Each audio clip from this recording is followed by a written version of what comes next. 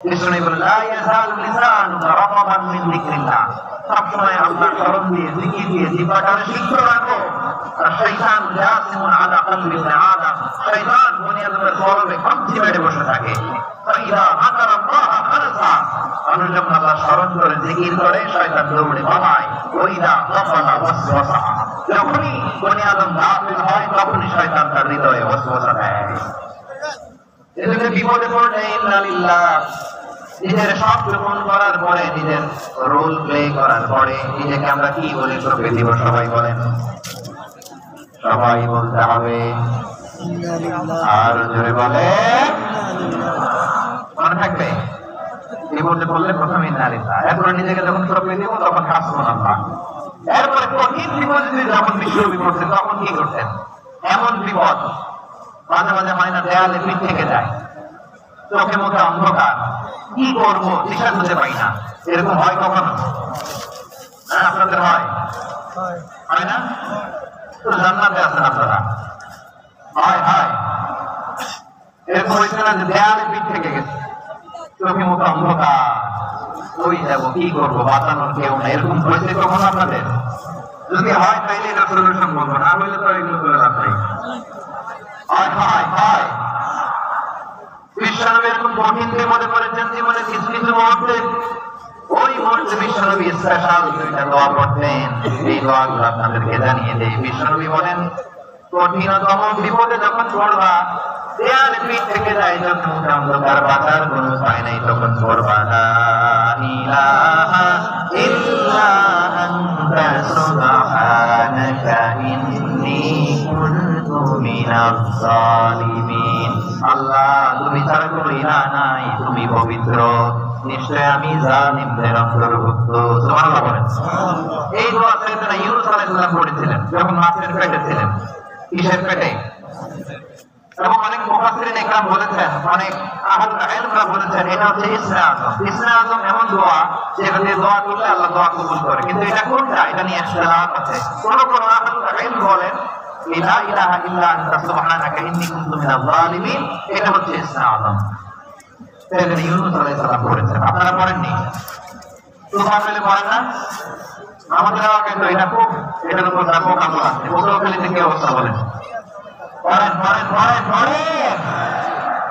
একটা গল্প শুনেছিলাম, পাক হানাদার বাহিনী যখন বাংলাদেশে অ্যাটাক করতো, ৭১ সালের ঘটনা বলতেছে, আমরা তো দেখি নাই, শুনছি আর কি। ৭১ যদি দেখতাম আমরা দিনের রাজাকার হয়ে যেতাম। আল্লাহ আমাদেরকে বাঁচাই দিচ্ছে, আল্লাহর মেহেরবানি, ঠিক কিনা বলেন?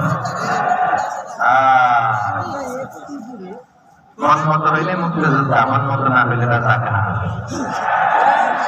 কত কিছু দেখলাম এই শাহবাগের বুকে। আল্লাহ, ৭১ সালে দেখি নাই, আমরা শুনেছি। পাক হানাদার বাহিনী জিজ্ঞেস করতো মুসলিম না মুসলিম ত্যাগ করার জন্য, বলতো কালেমা বলো, কালেমা বাতাও। তো যারা কালেমা বলতে পারতো পাকিস্তানি বাহিনী নাকি ওদেরকে ছেড়ে দিত, শুনেছি। একজনকে, এক বাঙালিরে পেয়ে তার মাথার মধ্যে বন্দুক করে নখ ধরে বলতেছে, কালেমা বল, তাহলে কালেমা বাতা, কালেমা বল। তো ভয়ের ধরে এই দোয়া পড়া শুরু করছে। ও পড়তেছে লা ইলাহা ইল্লা আনতা সুবহানাকা ইন্নী কুনতু মিনাজ জালিমিন। पाकिस्तानी बोले साले ये तो मुसीबत का कलिमा है। बांग्लादेश का हम तो भी मुसीबत में है। पाकिस्तानी बोले बेटा कौन दुआ बोले, ये तो मुसीबतेर कलिमा का, আমি তো মুসিবতে আছি। আমার মাথার মধ্যে বন্দুক ধরে তুমি আমার কালিমা জিজ্ঞেস করো, এখন কোনটা কালিমা কোনটা কি দোয়া, আমার হুঁশ আছে নাকি? প্রিয় ভাইরা, আসলে এটা দোয়াউল মুসলিমা, বিপদে পড়লে এই দোয়া করতে হয়।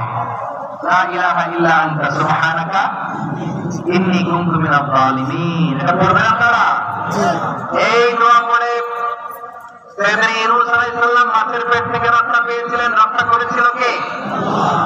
তুমি ইউনূস নবীরে যখন খাইলো মাছেতে গিলিয়া, ফেরেশতা পাঠাইয়া দিলে ইসমে আযম দিয়া, প্রাণে ছিল যাহার ভয় সেথা পাইল আশ্রয়, প্রাণে ছিল যাহার ভয় সেথা পাইল আশ্রয়, মাছের পেট হতে সে যে পেল পরিত্রাণ। আল্লাহু আল্লাহু তুমি জাল্লে জালালুহু শেষ করা তো যায় না গে তোমার কোনো গান আল্লাহু আল্লাহু সুবহানাল্লাহ পড়ে লা ইলাহা ইল্লা আনতা সুবহানাকা ইন্নী কুনতু মিনাজ জালিমিন। বিশ্বনবী বললেন আলিফ থেকে গেলে চোখে মুখে অন্ধকার, বাঁচার কোনো উপায় নাই, তখন এই দোয়াটা পড়তে হবে। এই দোয়া পড়ে আল্লাহর কাছে ফরিয়াদ করলে বিপদ মুক্ত করবেন কে? কেন এই দোয়াটা আল্লাহর কাছে বড্ড প্রিয় জানেন আমার ভাইয়েরা? কারণ এই দোয়ার মধ্যে তিনটা জিনিস আছে। আমি যেরকম আঙ্গুল উঁচু করেছি এরকম করেন তো। তিনটা। কয়টা? তিনটা। এক নম্বরে হচ্ছে তাওহীদ, দুই নম্বরে তাসবিহ, তিন নম্বরে তাকরীর। আবার বলছি, এক নম্বরে তাওহীদ, দুই নম্বরে তাসবিহ, তিন নম্বরে তাকরীর।